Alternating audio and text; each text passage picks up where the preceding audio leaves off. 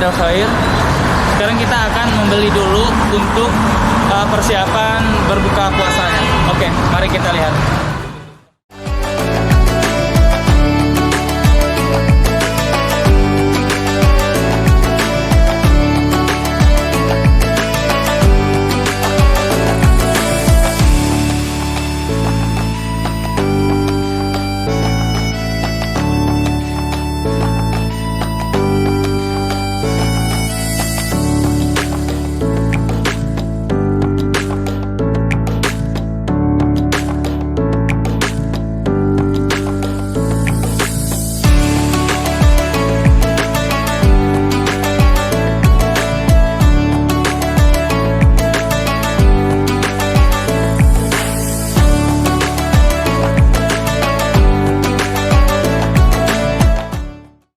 Assalamualaikum warahmatullahi wabarakatuh. Kembali lagi bersama kita berempat. Hari ini kita mengadakan acara futur bersama warga Gaza yang bernama Fadik Hill. Sekarang kita sedang menuju ke rumahnya dan tadi kita sudah membeli makanan untuk berbuka puasa berupa nasi, ayam, dan lauk dan lain-lain, dan tak lupa kita juga memberi sembako untuk keluarganya. Oke.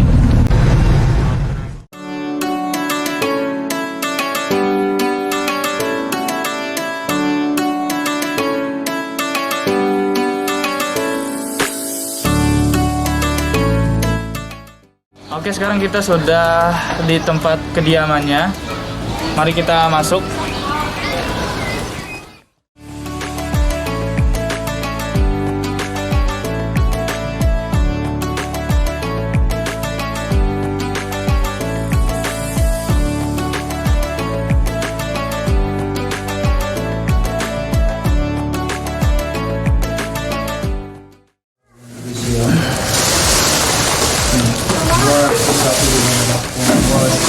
الله يعطيكم يا رب احسن فتوى مشكورين يا عم الله يعطيكم حياك الله يلا يعطيك العافيه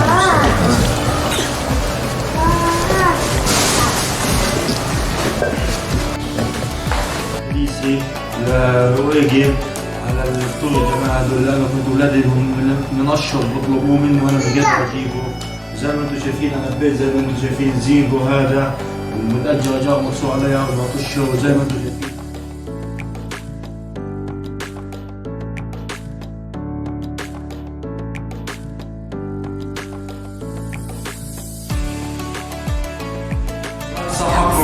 لا تصحقنا لا تصحقنا لا تصحقنا.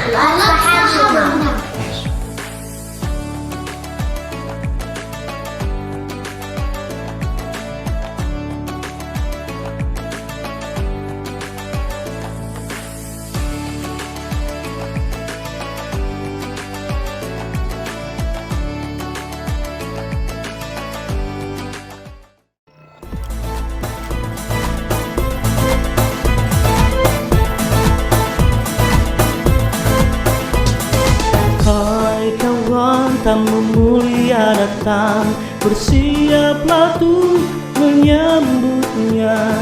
Siapkan ragamu, kuatkan jiwamu. Kilau Ramadan, pancarkan sinar kemuliaan. Sang Maha Pencipta,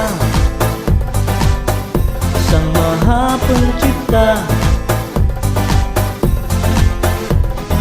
Hai kawan, tamu agung menyapa, bersegeralah untuk merangkulnya. Luruskan niatmu, kokohkan imanmu. Kilau Ramadan, tebarkan kebaikan.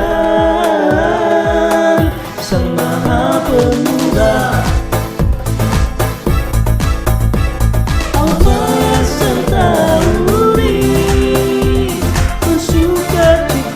menyambut kemuliaan.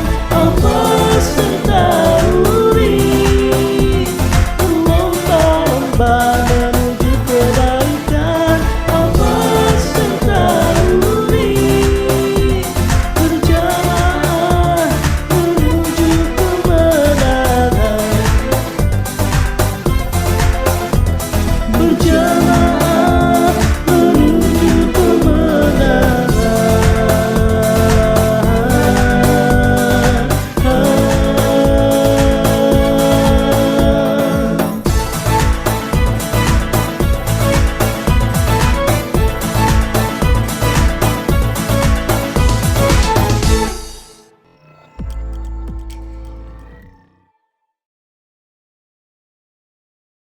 wabarakatuh.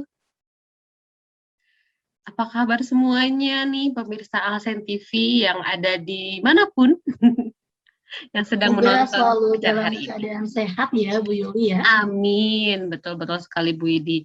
Nah, hari ini kita bertemu lagi nih bersama kami berdua, tapi nanti ada tamu ya, tamu spesial hari ini. Spesial banget pakai telur.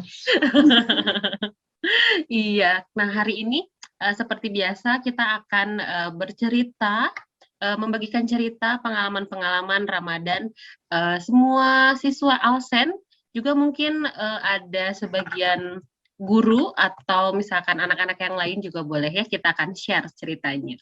Betul sekali. Lalu ada apa lagi Bu di hari ini? Nah, yang spesial ini Bu Yuli yang paling ditunggu-tunggu, terutama untuk para guru dan orang tua yang suka khilaf. Suka khilaf apalagi nanti ketika menyambut Lebaran ya. Lebaran. Ya. Wow. Karena Lebaran tuh biasanya melimpah sekali makanan dan camilan-camilan berbagai jenis ya Bu Idi ya. Nah, nanti insya Allah tamu spesial ini akan membagikan ilmunya tentang terkait hal tersebut, Bu Yuli, tentang makanan, nutrisi, dan lain sebagainya.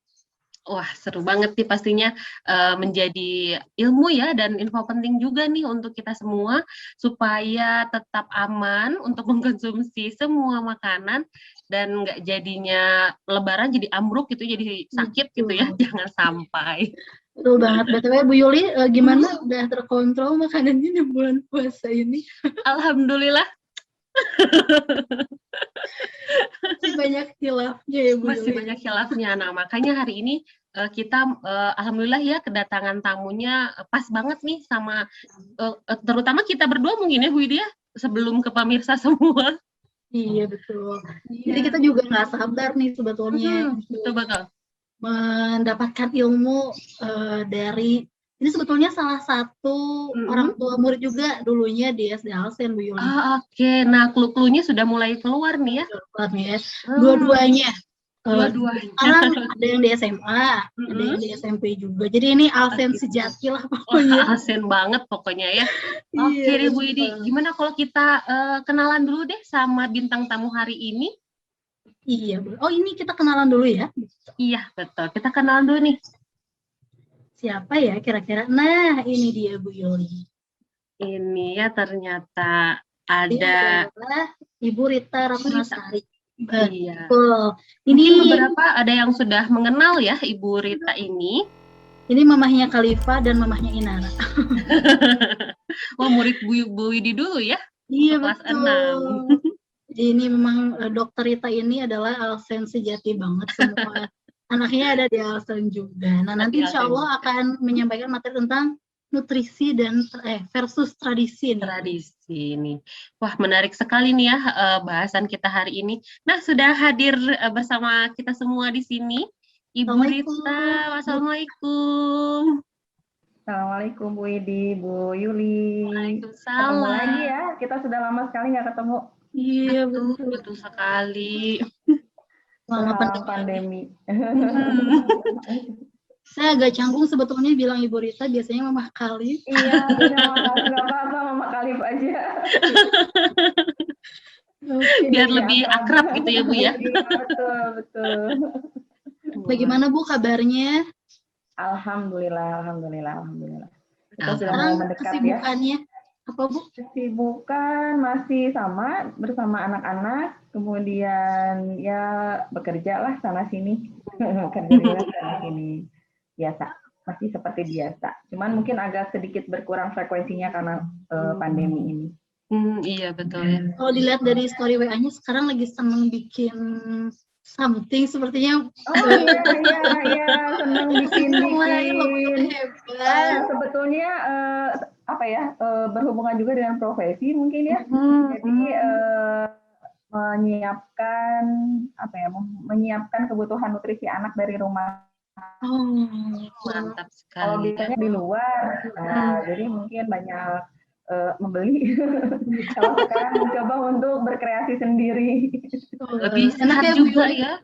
betul. Ternyata Kalau menarik punya ya, ternyata menarik terjun langsung untuk menyiapkan makanan itu ternyata menarik sekali. Jadi kalau dulu mungkin tahu cuma dari baca-baca gitu ya, kalau sekarang dipraktekkan, oh ternyata malah jadi makin mendalami gitu, ingredient makanannya apa, kira-kira apa yang bisa diterapkan supaya menambah nutrisi yang ini, bagaimana kombinasinya, menarik ternyata. Banyak yang harus dipelajari.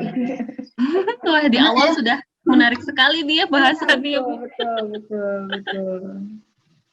Wah, udah nggak sabar nih Bu Yuli, mau langsung aja nih.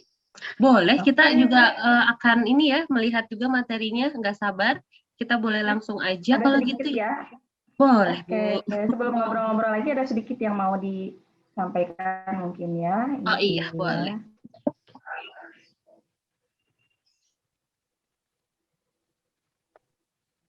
Nutrisi nih, wah karena memang harus ini banget ya Bu Yudi saat bulan puasa apalagi. Saya sudah Nutrisinya. melakukan banyak Iya, kehilafan. Betul. Nah, ini kan judulnya nih sengaja diambil nutrisi versus tradisi. Ya, kenapa ya harus di versus dengan tradisi? Karena tradisi kita harus dilihat apakah sesuai dengan dengan pakemnya atau tidak. Nah, nutrisi ini apa sih sebetulnya? Nutrisi itu ya zat gizi lah ya, zat gizi. Bagaimana zat gizi ini kalau kita hubungkan dengan tradisi? Nah, ini sebetulnya gimana sih aturan makan dalam Islam? Penyusunan menu sehari-hari dalam Islam itu ada dalam Quran Surat Abasa. Quran Surat Abasa dari ayat 24 sampai ayat 28. Nah, di situ disebutkan bahwa ayat 24-nya menyebutkan bahwa hendaklah manusia itu memperhatikan makanannya. Jadi memang kita sudah diperintahkan oleh Allah untuk memperhatikan makanan kita. Nggak sembarangan ya ternyata ya, jadi harus diperhatikan. Kemudian ayat 25-nya itu ada bunyinya, artinya adalah kamilah yang telah mencurahkan air melimpah dari langit. Nah, jadi air melimpah dari langit, hujan mungkin dalam hal ini ya, hujan kemudian akan menjadi air yang ada di sungai dan di bumi lah, di bumi, seluruh bumi. Ini sangat bermanfaat sekali air itu. Pertama, tentu untuk asupan cairan. Kadang-kadang kita kan nggak memperhatikan tuh, cuma makanan saja.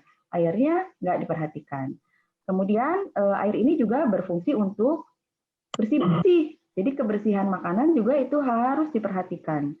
Dan air ini juga bisa digunakan untuk tanaman sebetulnya ya, untuk menanam, untuk minuman binatang ternak juga. Dan untuk apa ya, banyak sekali lah gunanya air ya. Pak Eko mungkin ya bisa lebih menerangkan. Kemudian di ayat 26-nya nih, ayat 26-nya itu disebutkan bahwa kemudian kami belah bumi. Nah, di sini artinya adalah bercocok tanam. Jadi kita diperintahkan, bukan dianjurkan ya, oleh Al-Quran itu untuk bercocok tanam. Untuk apa? Untuk menyiapkan makanan kita juga, bukan untuk orang lain, untuk manusia sebetulnya itu makanan-makanan yang disiapkan itu ya. Kemudian ayat 27-nya, lalu kami tumbuhkan biji-bijian. Nah, di sini biji-bijian tuh termasuk padi-padian, kemudian kacang-kacangan, itu kan bentuknya biji-bijian. Jadi biji-bijian itu dimanfaatkan sebagai komposisi makanan kita, ya. Nah, terus jadi kan bisa dipakai untuk karbohidrat, ya, seperti nasi, kemudian kacang-kacangan sebagai sumber protein, ya. Kemudian kacang merah, kacang tanah, kacang polong, banyak sekali lah kacang-kacangan sumber protein. Jadi di Quran Surat Abasa ini juga sudah disebutkan bahwa komposisi makanan kita itu lengkap. Pertama dari karbohidratnya, kemudian dari proteinnya, kemudian dari biji-bijian itu juga ada vitamin dan mineral. Nah, terus proteinnya apa hanya dari tumbuhan saja? Tidak, ternyata ada di Quran Surat Yasin ayat 72 itu disebutkan bahwa binatang. Jadi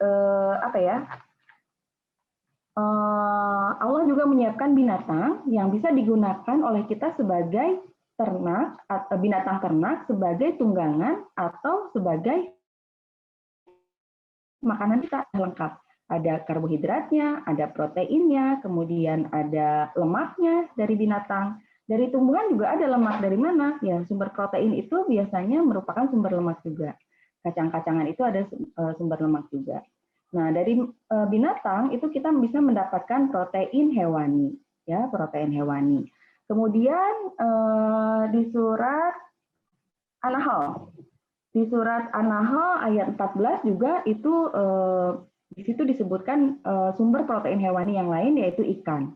Jadi lengkap sudah ya ternyata ya Allah menyebutkan dalam Al-Qur'an komposisi makanan apa sih yang harus kita konsumsi dalam keseharian kita ya di luar, baik di luar maupun di dalam Ramadan ataupun nanti pada saat Lebaran nanti komposisinya hendaknya harus memperhatikan hal-hal ini. Nah, terus disebutkan lagi bahwa kita tidak boleh makan yang berlebih-lebihan ya di dalam Quran surat Al-A'raf ayat 31. Nah, ini sebetulnya ada penerapannya ini dari Kemenkes ya, disebutkan bahwa ada yang namanya tumpeng gizi seimbang. Tumpeng gizi seimbang ini seperti ini. Kenapa Kak disebut tumpeng? Karena semakin atas semakin sedikit. Ya, jadi yang semakin mengerucut ini adalah kebutuhan kita yang semakin kecil dari tubuh kita. Ini di sekitarnya adalah pendukungnya. Bagaimana supaya asupan gizi kita, asupan energi kita tetap balance. Ya, selain makanan, kita juga harus ada aktivitas sehari-hari. Apa nih? Nyapu ya Bu Widi. Kemudian bergerak, olahraga. Kemudian jangan lupa juga kita ada aktivitas dengan keluarga. Kemudian mencuci tangannya jangan lupa, tadi air juga untuk digunakan untuk kebersihan. Ini juga ada olahraga ya. Kemudian kita juga harus menjaga berat badan, ditimbang ya secara berkala. Nah, kalau dari tumpeng ini bisa dilihat bahwa paling bawah adalah jumlah komposisi yang terbesar yang bisa kita konsumsi. Ini merupakan sumber karbohidrat. Kemudian di atasnya ada sumber serat. Sumber serat di sini kita bisa memperolehnya dari sayuran dan buah-buahan. Semakin sedikit lagi adalah sumber dari lemak dan protein. Ya, lemak dan protein ini terdiri dari protein hewani, protein nabati. Kita bisa memperolehnya dari kacang-kacangan, kemudian dari hewaninya dari ikan, dari daging, dari telur, gitu ya. Terlepas dari misalnya ada yang tidak bisa makan daging, ada yang tidak bisa makan telur, itu nanti sesuai dengan individu masing-masing. Kemudian ini nih, apa aja sih yang jumlahnya nggak boleh terlalu berlebihan? Semua tidak boleh berlebihan, tapi di sini yang harus juga kita perhatikan. Konsumsi gula. Konsumsi gula sehari itu maksimal adalah 4 sendok makan, kurang lebih ya. Kemudian ada konsumsi garam. Konsumsi garam juga hanya 1 sendok teh dalam sehari per orang. Ini untuk orang dewasa. Kemudian ini ada konsumsi lemak. Nah, konsumsi lemak itu biasanya kita berasal dari minyak. Yang dianjurkan adalah berasal dari minyak nabati tentu lebih dianjurkan lagi. Itu sekitar 6 sendok makan per hari. Jadi ini mungkin nanti bisa pengejawantahannya itu nanti bisa diterapkan dalam kita memasak makanan-makanan ini. Mama Khalifa, tumpengnya belum kelihatan. Tumpengnya belum kelihatan ya? Iya. Sepertinya share screen-nya.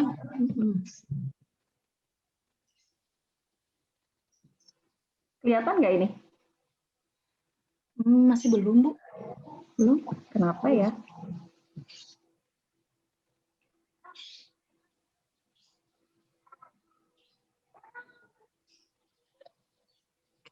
Kalau nggak bisa nggak apa-apa. Share screen-nya di Zoom, Pak, Mama Khalif. Iya, di Zoom. Nah, ini udah ada. Udah ya? Oke. Nah, ini ya. Jadi ini tumpengnya yang tadi ya. Kita ulangi lagi sedikit ya. Jadi di sini tumpeng semakin ke atas itu semakin kecil. Semakin atas semakin kecil artinya adalah kebutuhannya semakin sedikit berarti ya. Bukan berarti gulanya menjadi 1 piring, kemudian nasinya hanya 1 sendok, itu bukan seperti itu. Jadi di sini menunjukkan bahwa yang paling bawah adalah yang paling besar tadi ya, karbohidrat, disusul oleh serat. Serat itu adalah sayuran dan buah-buahan. Kenapa ini dipisahkan antara sayuran dan buah-buahan? Karena seratnya berbeda. Sayuran itu seratnya serat tidak larut, kemudian kalau yang buah-buahan adalah serat larut. Kemudian ada yang di atasnya adalah sumber protein. Sumber protein tadi ada hewani, ada nabati. Yang nabati tadi dari biji-bijian ya, kacang-kacangan. Yang di atas adalah bahan tambahan pada saat kita memasak. Lemak juga sebetulnya ini termasuk ke dalam kategori makronutrien ya yang harus kita penuhi juga dalam keseharian kita. Jadi tapi lemak tidak boleh terlalu banyak, maksimal 6 sendok makan. Ternyata Bu Widi ya nggak boleh banyak-banyak tuh lemaknya. Itu dalam bentuk minyak ya. Kalau misalnya kita asupan dalam bentuk yang lain lemaknya, berarti minyaknya harus dikurangi gitu. Kemudian ada juga gulanya, kemudian ada garamnya, ya. Gula dan garam juga tidak boleh berlebihan. Kemudian selanjutnya, nah ini ada yang disebut dengan piring makanku. Nah, piring makanku kurang lebih seperti ini ya. Jadi komposisinya adalah yang paling besar tadi karbohidrat, hampir mirip sih dengan yang tadi ya. Cuman ini dalam bentuk bulat, jadi mungkin lebih untuk adik-adik yang nonton, anak-anakku yang sedang melihat acara ini juga bisa lebih paham lagi segimana sih komposisinya. Artinya makanannya harus mengandung ini, ada sayuran. Jangan malas kalau dikasih brokoli sama ibunya, jangan malas kalau ada wortelnya, kalau ada jamur. Kalau nggak suka boleh pilih sayuran yang lain ya. Bisa aja kan suka dan tidak suka dengan salah satu jenis makanan, kita boleh memilih. Nah, terus ada lauk pauknya juga jangan males. Kalau misalnya dikasih ayam, boleh coba dulu, kecuali kalau alergi. Dikasih ayam, telur, ikan, pilihannya ya. Kalau di SD Alsen itu kan ada catering ya, Bu Idi. Jadi cateringnya juga diusahakan nanti sesuai komposisinya dengan piring makanku. Kemudian jangan lupa nih, asupan buah-buahan dalam seharinya harus ada juga.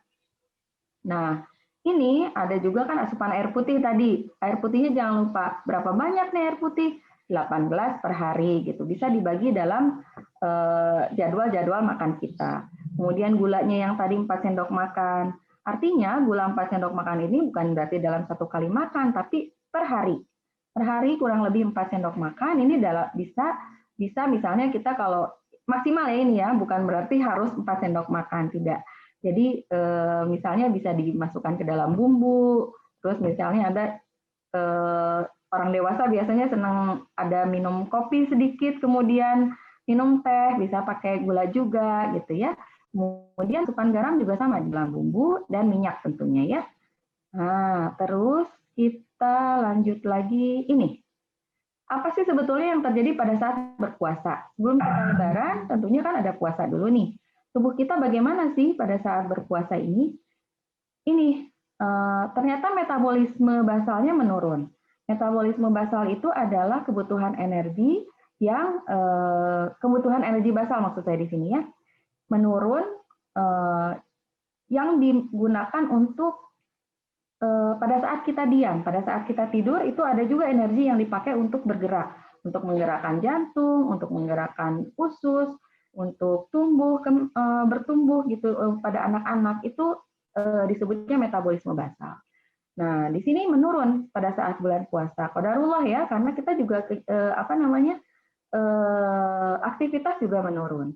Jadi ada terjadi penyesuaian dalam tubuh kita, terutama dalam saluran cerna nih. Jadi ilmu saya di saluran cerna, jadi kita ceritanya saluran cerna aja nih penyesuaiannya ya. Dari mulut sampai ke usus besar. Di mulut ada yang namanya saliva. Saliva itu adalah kelenjar ludah. Jadi kelenjar ludah itu menghasilkan saliva, menghasilkan cairan ludah yang digunakan oleh mulut untuk membantu pencernaan makanan. Biasanya pada saat puasa itu berkurang ya kita produksi kelenjar ludahnya. Nah, ini juga kita harus mensiasati bagaimana nih supaya tetap ada, karena kering juga nggak enak. Terus gunanya juga ada ini untuk membantu juga membunuh kuman-kuman di dalam mulut kita. Jadi minum kita harus cukup. Ya, jadi kadang-kadang kita, apalagi anak-anaknya suka males minum, makan aja yang penting. Atau misalnya minumnya banyak yang manis-manis sehingga cairannya, keseimbangan cairannya agak sedikit terganggu di dalam. Atau misalnya kita banyak minum kopi sehingga cairannya banyak keluar, kurang dong cairan di dalam tubuhnya. Jadi kita harus memperhatikan asupan cairan kita, air putih terutama air bening ya, air bening, air mineral. Kemudian ada lagi perubahan di dalam lambung. Pada saat bisa mencegah iritasi di dinding lambung. Itulah makanya beberapa orang yang sakit mah kadang-kadang suka bicara bercerita, mereka tuh pasien-pasien, oh dok kalau bulan puasa saya malah nggak kambuh mahnya. Nah ternyata di sini rahasianya. Jadi si lambung juga sedikit diistirahatkan. Asam lambungnya tidak sebanyak seperti hari-hari biasa. Kemudian di usus halus juga demikian. Enzim yang dikeluarkan juga sedikit-sedikit, tapi penyerapannya itu luar biasa. Kalau penyerapan kita harus hati-hati. Seharian setelah kita berpuasa, itu jadi si mulut-mulut usus halus itu udah terbuka. Jadi jangan kita memasukkan makanan-makanan yang terlalu simpel untuk diserap. Jadi yang siap serap. Siap serap itu belum tentu yang karbohidrat simpleks, itu belum tentu juga. Ada karbohidrat kompleks, misalnya dari tepung-tepungan, yang memang simpel bentuknya sehingga mudah sekali diserap. Jadi ini bisa juga untuk mensiasati orang-orang misalnya yang sedang menurunkan berat badan misalnya ya, atau misalnya orang-orang yang diabetes, bagaimana caranya supaya tidak cepat banget diserapnya makanannya, sehingga diawali dengan makanan-makanan yang berserat dulu pada saat buka puasa. Terus ini di pankreas, insulin juga produksinya tentu berkurang, terbatas ya. Nanti aja kalau misalnya pas karbohidrat masuk, baru nanti insulin juga akan naik lagi. Nah, di sini metabolisme. Tadi pabriknya metabolisme ini. Jadi metabolisme ini seperti apa? Pada sehari-hari kita tuh menggunakan energi dari gula. Ya, jadi makanan yang diserap, kemudian terutama karbohidrat itu akan di metabolisme akan diolah untuk berubah menjadi yang bentuk yang lebih simpel, yaitu glukosa. Jadi si gula ini nanti jalan-jalan di dalam pembuluh darah kita dan akan menjadi makanan-makanan beberapa bagian tubuh kita, terutama satu otak. Jadi jangan kurang gula juga nih, ya jangan kurang karbohidratnya. Karbohidratnya harus cukup. Tadi makanya komposisi makanan karbohidrat itu ada di paling bawah. Kenapa harus cukup? Karena dia merupakan sumber makanan utama dari otak. Kemudian kelenjar suprarenal atau kelenjar anak ginjal. Kemudian makanan dari sel darah merah. Kemudian juga makanan dari otot kita, ya. Yang diolah nanti karbohidratnya di dalam hati, di dalam liver. Bukan hati ini ya, tapi di dalam hati yang di sebelah sini. Jadi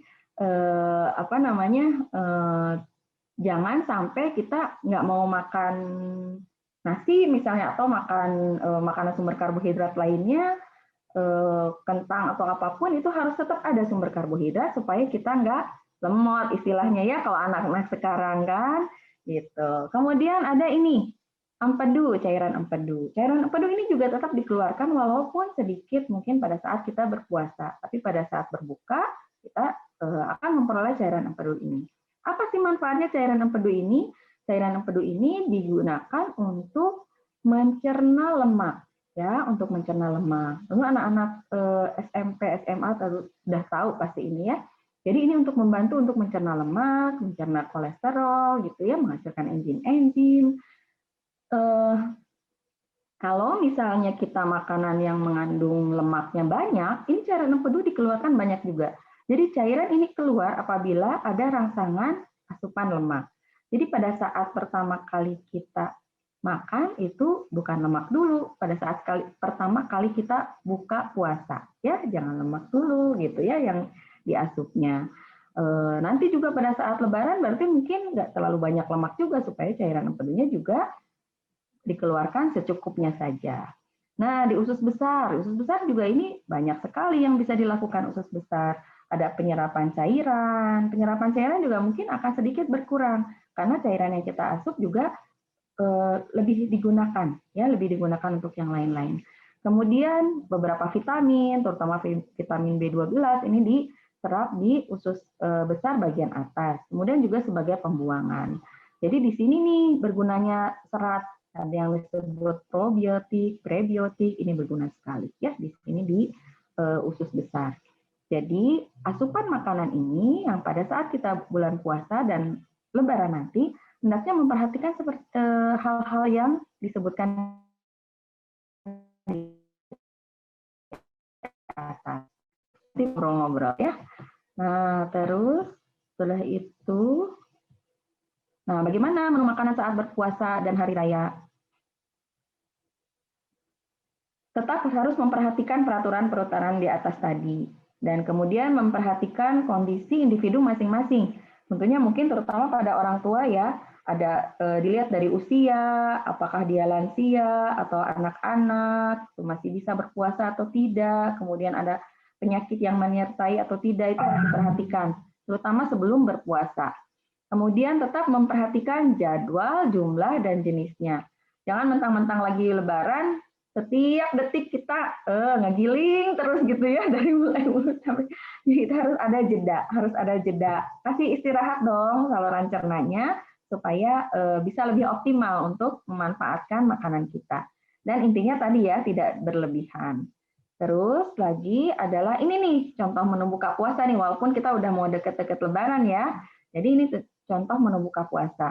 Jadi buka puasa itu kita bisa memulainya dengan makan buah-buahan. Kemudian baru disusul minum air putih dan makan lengkap. Ini makan lengkapnya contohnya seperti ini. Misalnya ini nih makan lengkap nih.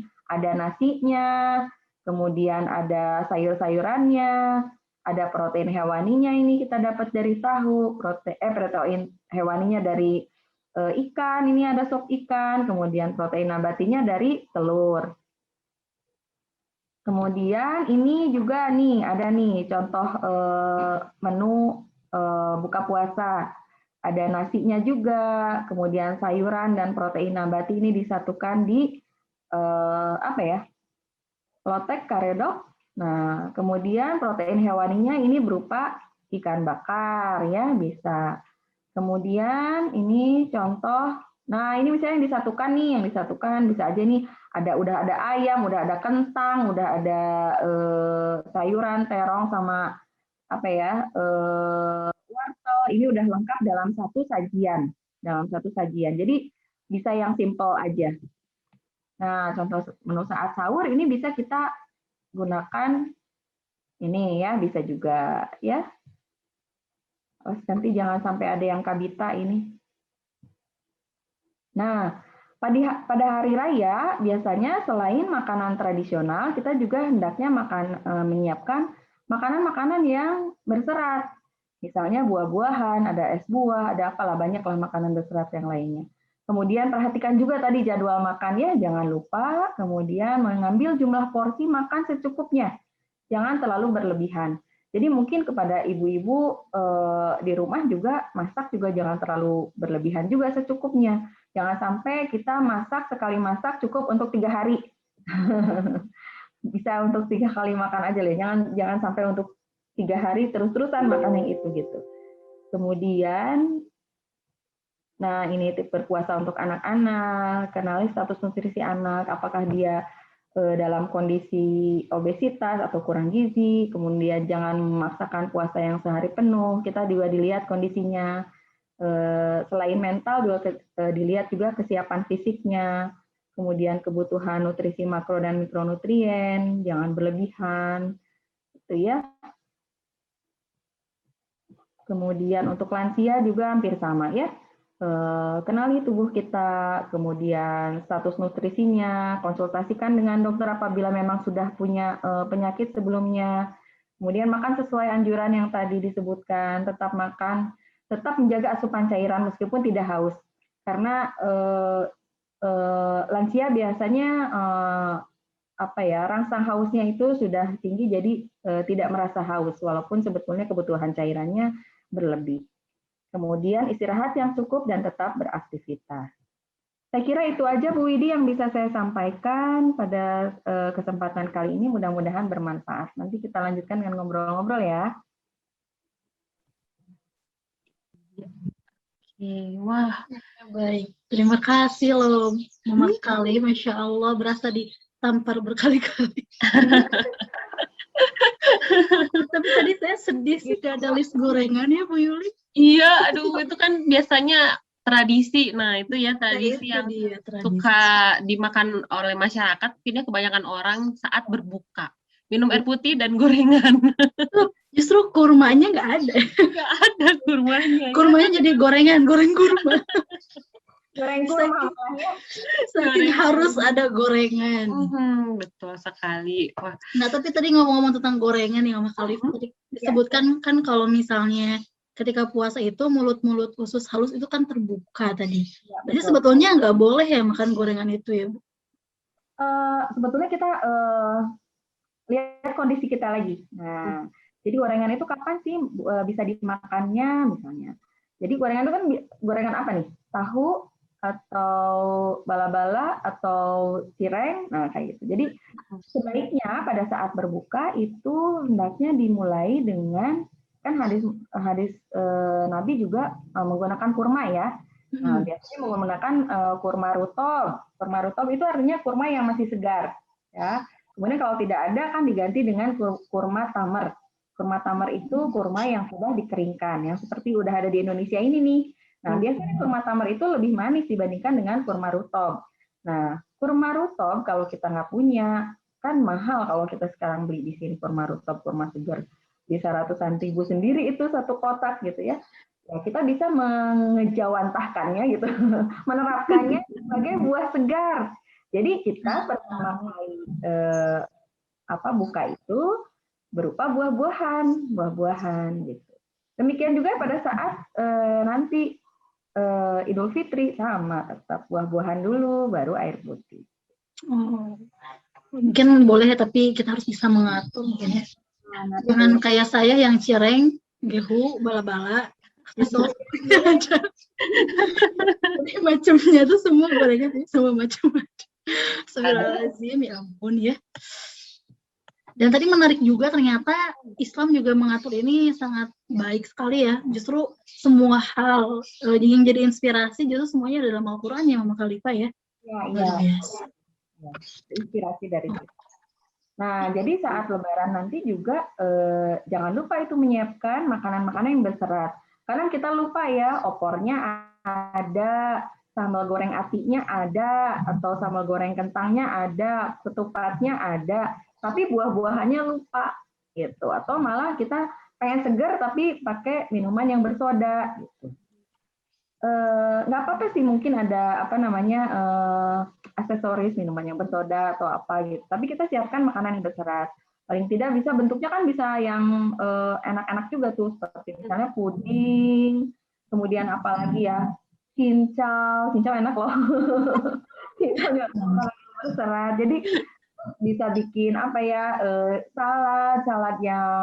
saladnya juga bisa ada protein nabatinya, misalnya kayak atau misalnya gado-gado atau apalagi banyaklah variasi makanan. Ibu-ibu tentunya lebih hafal ya bagaimana cara memvariasikan makanan pada saat Idul Fitri nanti. Iya betul ya. Nah, menyambung nih tentang Idul Fitri juga ya Mama Khalifah atau Ibu Rita nih. Saya juga jadi kagok jadinya ya. Biar barengan lah Mama Khalifah aja deh ya, biar sama. Kan di tradisi di Indonesia ini malah banyak yang masakan tuh berlemak, opor, gulai, apalagi itu rendang dan semacamnya gitu. Nah, biasanya orang-orang itu pada lapar mata nih ingin semua gitu ya. Nah, gimana sih caranya supaya kita tuh tahan?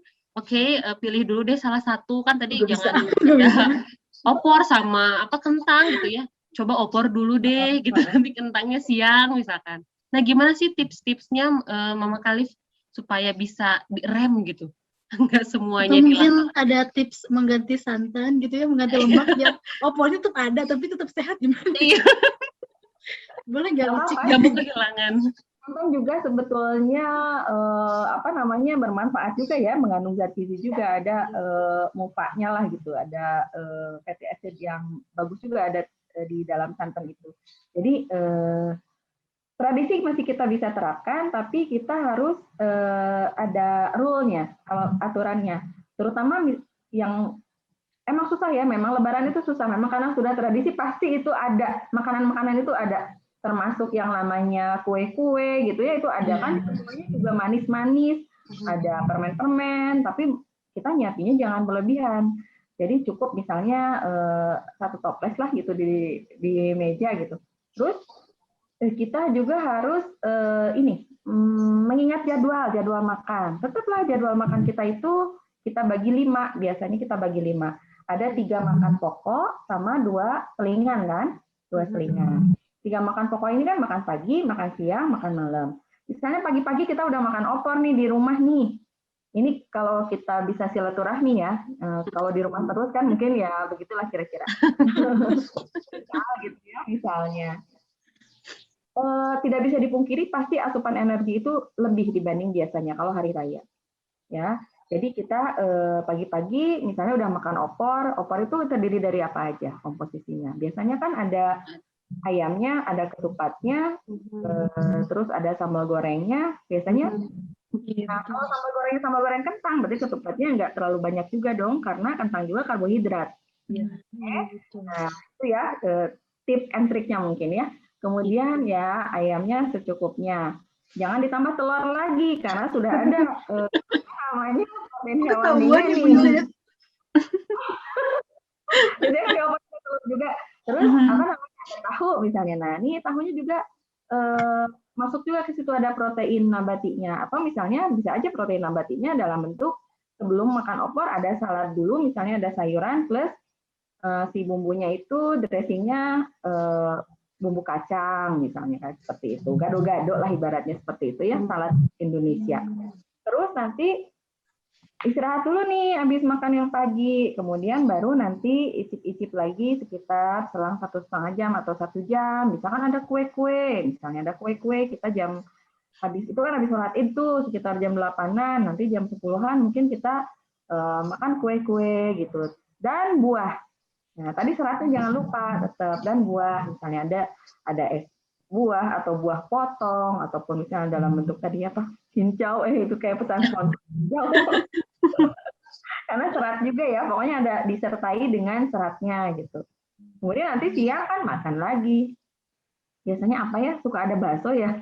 Iya betul, mie kocok Betul biasanya. sekali.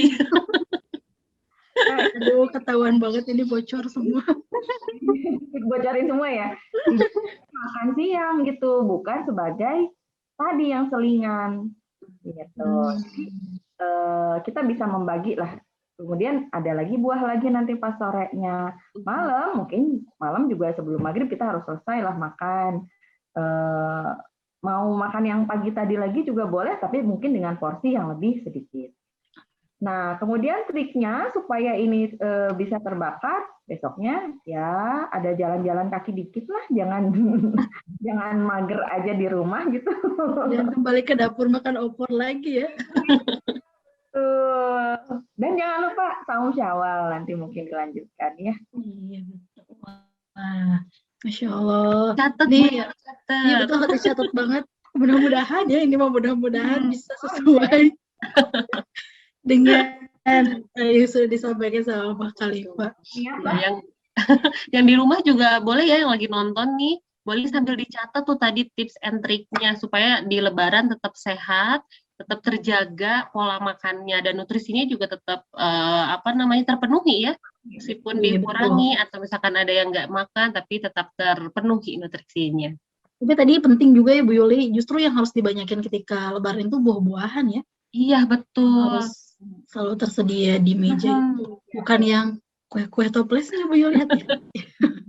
Iya, banyakin parcel buahnya Bu Yuli. Jadi jangan itu ya, jangan mau. Jangan dibuat gorengan ya, misalnya jadi goreng atau Harus tetap buah-buahan. Tadi kembali lagi ke saum nih Mama Khalifah. Jadi kira-kira ada nggak sih urutan yang baik, misalnya yang ideal untuk berbuka puasa? Apakah kita boleh langsung kolak dulu? Kan kolak juga santan. Ada buahnya ya. Buahnya malah direbus kan. Apakah harinya hilang juga kan, misalnya pisang atau apa ya, biasanya labu ya. Labu, iya. Iya, itu. Secara umum seperti tadi. Jadi buka itu diawali dengan makanan yang berserat, buah-buahan dulu. Buah-buahan dulu, olahan dari buah atau makanan yang berserat, bisa puding apalah, pokoknya makanan yang berserat dulu. Kemudian baru minum. Ya, baru minum. Setelah istirahat dulu tuh, sebaiknya istirahat dulu, sholat dulu. Tapi ada sih pada anak-anak tertentu juga yang pengen langsung makan gitu. Tapi yang penting ada turun dulu lah makanannya, baru nanti makan. Sesudah istirahat, sholat dulu, kemudian baru makan lengkap. Makan lengkap. Nah, ini tips yang ingin menurunkan berat badan. Kalau sudah makan lengkap, itu selesai. Ini bisa dilakukan pada saat saum Syawal juga ya. Kalau sudah makan lengkap, sudah sholat Isya, itu sudah stop. Sesudah sholat Isya ya, bukan sholat taraweh. Karena sholat taraweh bisa kapan aja kan. Sesudah jadwal sholat Isya, itu sudah stop. Tidak ada makan-makan lagi, kecuali minum air putih. Jadi makan, mungkin kalau misalnya yang lagi nurunin berat badan, ya nggak ada kolak lah gitu. Sedih. Kalau misalnya ada anak-anak ingin makan yang manis-manis sedikit, nanti sesudah Isya boleh gitu ya, sedikit. Kemudian misalnya pada orang-orang yang dengan ada gangguan lambung, bisa juga ada asupan biskuit, ada yang untuk mengganjel lah ibaratnya, supaya nggak sakit pada saat nanti tidur. Seperti itu kira-kira. Wah, baiklah, harus berjuang, memangnya harus ada yang dikorbankan, Bu Yuli. Betul banget. Memang harus ada yang dikorbankan ya, supaya lebih sehat lagi. Jadi kebiasaan yang buruknya harus kita buang gitu ya, kita kurangi coba, lah. kurangi ya. Ya nggak mau. Jangan lupa. Nah iya betul, olahraga, betul sekali nih.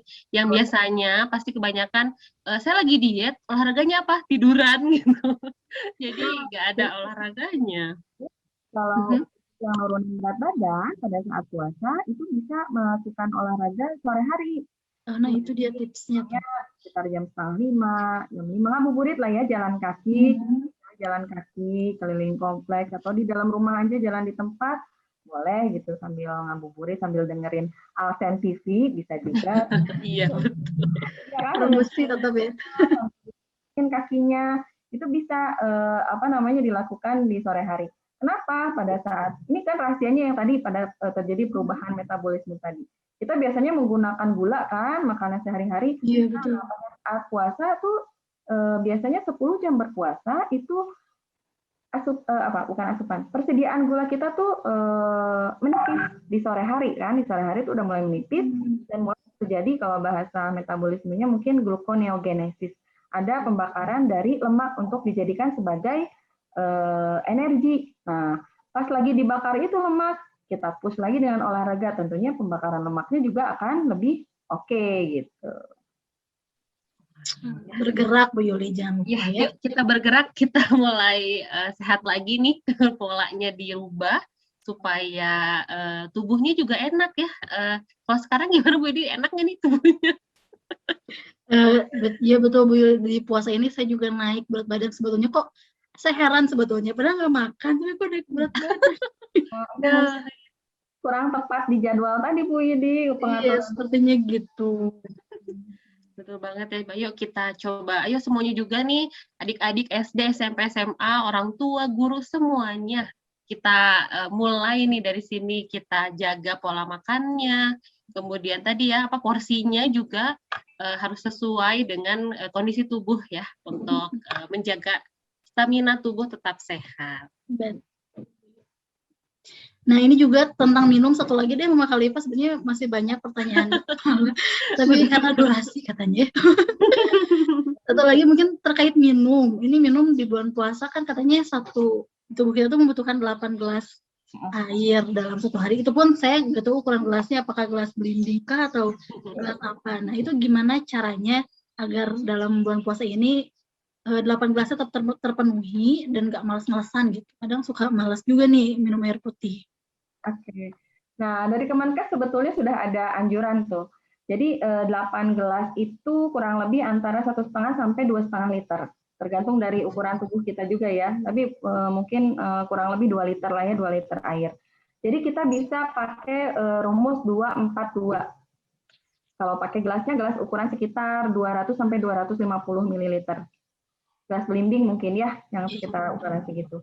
242 itu seperti apa? Ya, tadi kan buka itu kurang lebih 1 gelas sudah masuk tuh. Begitu habis makan buah itu udah ada 1 gelas air.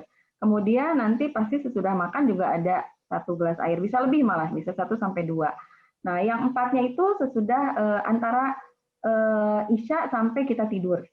4 gelas. 4 gelas itu antara Isya sampai tidur. Atau bisa juga 3 gelas lah di situ ya. Kurang lebih 3 sampai 4 gelas. Jadi antara Isya sampai tidur. Kalau misalnya yang 1 gelasnya udah ditarik ke pas waktu makan, berarti kan tinggal 3. Gitu.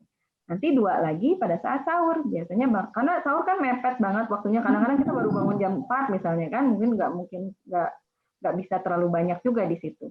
Jadi bangun tidur kita biasanya minum 1 gelas minimal kan, ini minum 1 gelas, kemudian sesudah makan 1 gelas, atau sebelum azan kita bisa minum lagi sekitar 1,5 sampai 1 gelas. Jadi itu bisa terpenuhi Bu Idi. Sehingga seperti ditakar aja mungkin ya, kita siapkan di botol minuman yang berukuran 1,5 liter minimal, kita minimal segitu habis gitu dalam. Bismillah, semoga bisa. Terima kasih tipsnya Mama Khalif, dan semoga ini juga bermanfaat untuk semuanya ya, terutama mungkin untuk Bapak Ibu guru dan orang tua siswa, buat adik-adik juga mungkin yang mau lagi belajar, karena sebetulnya harusnya dari kecil ya, sejak dini untuk bisa mengatur pola makan itu, jangan sampai nanti kebobolan kayak Bu Yuli sama kayak Bu. Iya, betul sekali. Mungkin bisa dijadikan pembiasaan ya. Saya yang anak saya terutama yang kecil, Bu Idi tahu mungkin makan sayur bagaimana, tapi bulan puasa sayur dimakan aja tuh. Alhamdulillah. Iya betul, apalagi anak-anak ya kalau di sekolah tuh kalau catering, ibu aku nggak suka wortel.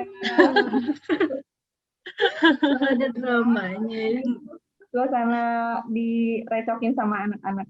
Iya, kangen banget itu ya. Oke, wah spesial banget ya acara di kali ini, episode kali ini yang puasanya tinggal sebentar lagi dan menjelang Lebaran, kita sudah punya ilmu baru nih untuk menjaga makanan tetap sehat ya. Mungkin Mama Khalif, kata-kata terakhir nih untuk persiapan Lebaran mungkin buat semua Centaurian.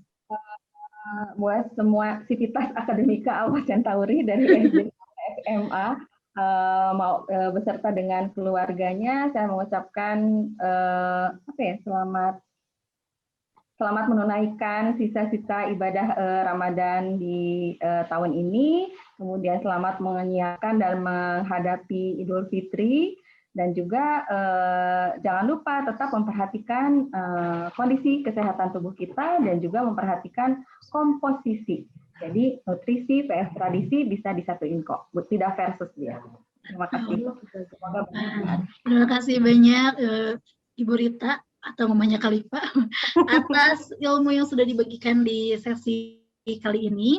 Sebetulnya sedih juga dia harus berpisah karena sebetulnya masih banyak pertanyaan. Mungkin bagi ibu bapak guru atau orang tua yang mau bertanya boleh lewat chat YouTube ya Bu Yuli ya. Nanti insya Allah disampaikan.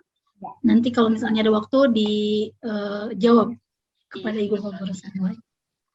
Oke, baik, mungkin ini adalah akhir dari pertemuan kita hari ini.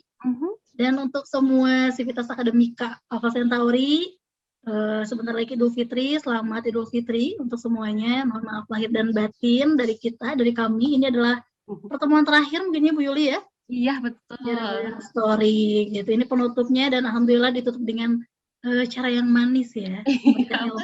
Yang segar untuk semuanya.